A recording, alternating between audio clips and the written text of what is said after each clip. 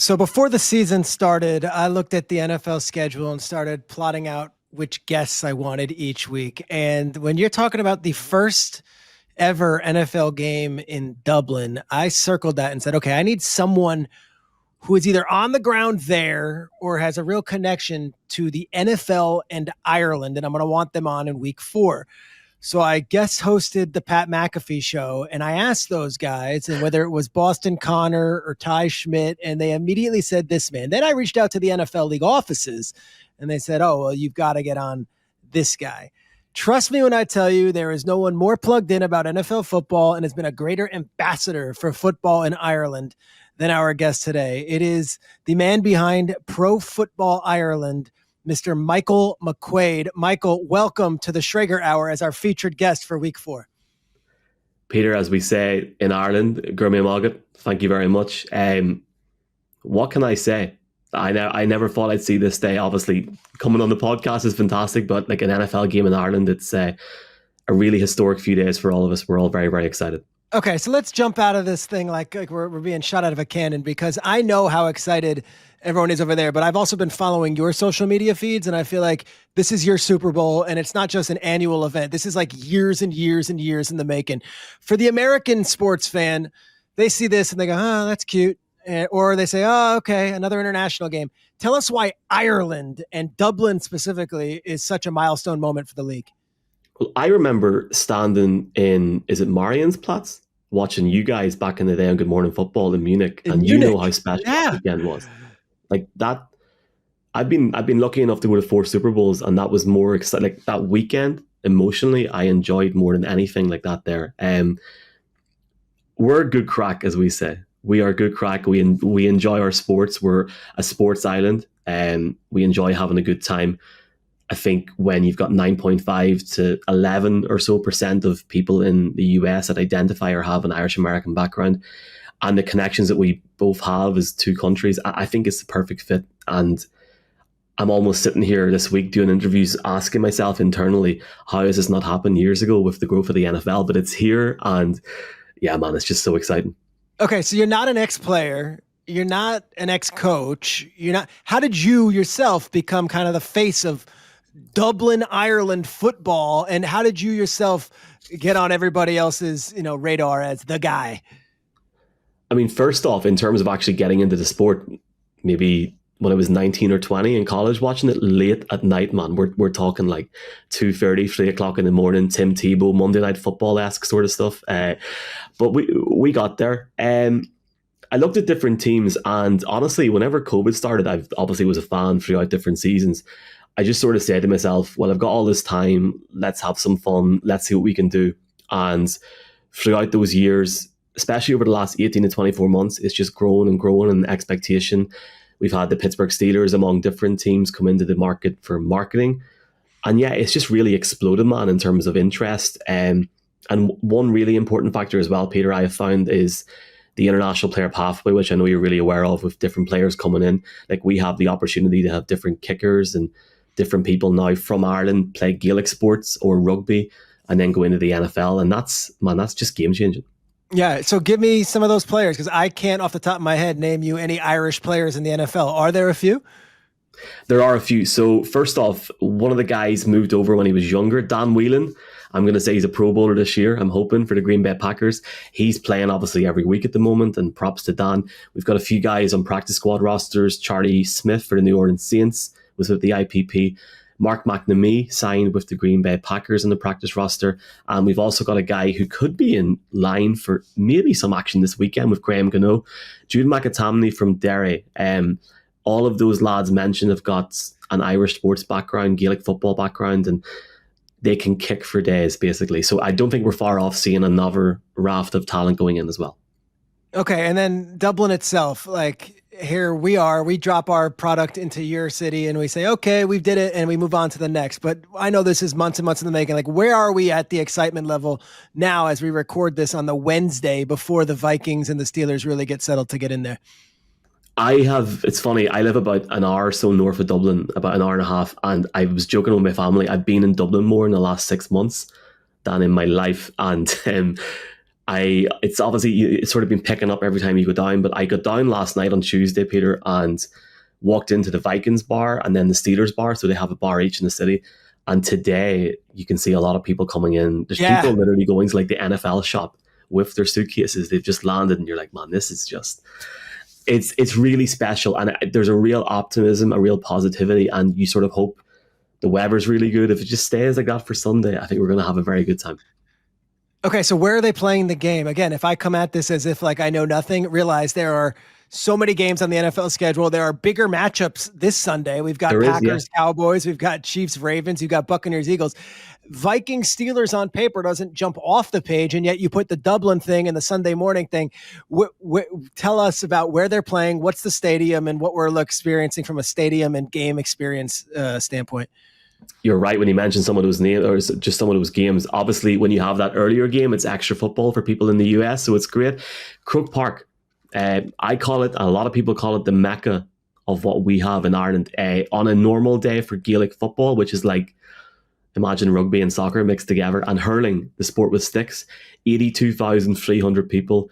There's going to be 76,000 in the stadium on Sunday. It's one of the biggest stadiums in Europe, and man, it is on our Super Bowl day, on our All-Ireland final day, whether it's football or hurling, it is just indescribable, the atmosphere when you have it's called the Artian Band. They dress up and they play obviously different musical instruments. They walk the players around the field. They're going to be a part of the action on Sunday.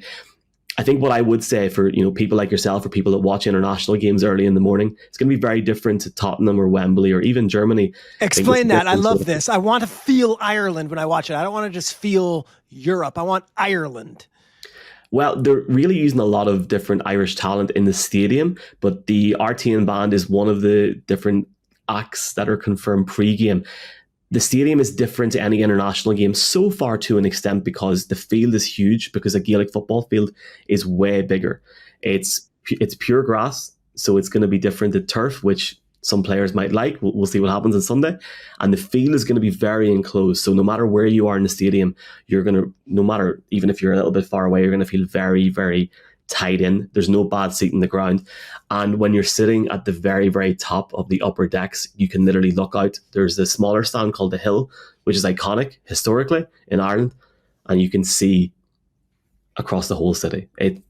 That's cool. It's almost like Akershire almost when you look out and you see the mountains and the hills. So, yeah. All right. And then as far as the drinking culture goes, like, we look at it, we're like, you're going to get a pint. And I remember McAfee was there, Notre Dame last year, and that was so fun. I have to think that plays a big role in this as well, where it's just part of the cultural setting and, of course, part of the history and the legacy of sports over there. It is. And it's part of culture. Like we walked into, as I said, a couple of bars last night. Great to meet so many people from the US, just sitting down, having a pint of Guinness, having a crack, as we say. And you're not lying about McAfee, and he's not lying either when he said he had, I think he said he had 30 Guinness or something that day, whenever game day was on that weekend. I was actually talking to somebody with the college game earlier on, and I said, I really feel like that weekend put us on the map for something like this here. And yeah, like consuming a few drinks will definitely be a part of it. At the college game last month, they started doing beer snakes and different elements. And what is it? A beer snick? What's a beer snick? So like if you have a drink and you finish your drink, people beside you will then put the glasses together. I'll stack them up. Going like a snake. I'm not sure how safe that is. Obviously everyone act responsibly, but yeah, just keep stacking up. Snake as in like the reptile, snake. Snake as in the reptile, and snake as in the Nokia game that we used to have on our phones back in the day, yeah. Yes. Love a Nokia handheld phone game. Yes, that's good. All right, so we get into Dublin. For Wednesday now. The Vikings and Steelers will arrive. I have to think the Steelers, with the Rooney connection to Pittsburgh and maybe the more national brand, my naive opinion maybe, is that they're going to have a big presence. Is that how you see it also? This is, and I'm not just using the token Irish card here saying this, Peter. The Rooney family left Newry in County Down in 1840 around the time of the Irish famine. They moved to North America. They eventually settled in Pittsburgh. And nearly 200 years later, Art and his son, Dan, bring their team home. I can't think of any other team that has that heritage to this island, and that's why it's so special. I've got this sitting here, but they're selling the Irish Terrible Tales. this weekend. Oh, that's So cool. I need one it's of those. very cool. It's very, very cool. I don't believe, I was talking to somebody in the store. I don't believe they're in Pittsburgh yet. So try and Okay. get over here if you can, folks. But honestly, Peter, like you know yourself, and I'm sure your listeners do as well. Like the NFL is trying to grow its marketing so much over like around the world. I have been very, very lucky to see firsthand from the get go, just what the Rooney family and the Steelers have done here, from draft parties to watch parties to flag football events, like guys like Santonio Holmes, Alan Faneca, Jerome Bettis is over this weekend. All these guys have come over and taken their time, including current players as well. This is so much more than the team just going, yeah, we're playing in London or playing where, like, they're coming home, and you can see emotionally what that means to them, and their heritage is something that they're so proud of. And I know that Art's father Dan, who passed away a few years ago, he was the former US ambassador to Ireland. I've said this about 5 times today, but I do mean it. He will be smiling down on Sunday. I have no doubt. It's historic, man, for so many reasons in that way. Of course, he served as the ambassador to Ireland, and then you bring it all full circle. It's actually a family story in a lot of ways. That here, the Rooney family, they never think it in a million years to come back to Ireland and to have the first game. Is there a Vikings contingent that you feel in the building? Because those fans travel as well. They do, and I'll give a shout out. There is a UK and Irish group that I was talking to earlier on, UK and Ireland Vikings, and there are, obviously Steelers Ireland, UK and Ireland Steelers fans. I don't want to leave people out here, but they have a guy that's literally going to the game on Sunday, and he is cycling, getting the boat over to England again, and then cycling from there to Tottenham Hotspur ahead of next week for charity. So, a lot of great people in Ireland, UK, Europe. Vikings fans are up there, and I done a promo hit earlier on for a radio station, and apparently, I should look this up myself, apparently the Vikings founded the city of Dublin 1,000 years ago. I need to just double check that, but that's what I had to say. I've seen a lot of purple already, man. It's going to be interesting to see what the stadium's like, to be honest. Yeah, and is it an open air stadium, closed stadium? What are we dealing with? Is it a stadium from the 1600s? I know you mentioned it. There's a hill. I mean, I'm coming in at this. I sound like the ugly American. I don't know, and I think I'm so excited for it. But what are we looking at when the first NFL Network drone shot comes in and we're looking at the stadium? I'm so glad you said that. So just firstly, stadium has been up for over 100 years, but in terms of modernization, 2 or 3 of the stands, you'll see it and you'll know immediately when you see it. They've been up from the late 90s, and Cordell Stewart, when he came over, yes, he played in 97, so he walked up and he went, man, this place has changed so much. He was like out there. Where did he play in the preseason game? What did Cordell Stewart play in? So there was a 97 preseason game between the Bears and the Steelers. Obviously, both families have Irish-American heritage. Yeah. And I talked about the late Dan Rooney, his wife Patricia as well, who's sadly left us. Obviously, we know preseason game, it's not the end of the world if they win or lose. Patricia liked the trophy a lot. She loved it. And I think very quickly, Coach Bill Cowher realised we need to win this game.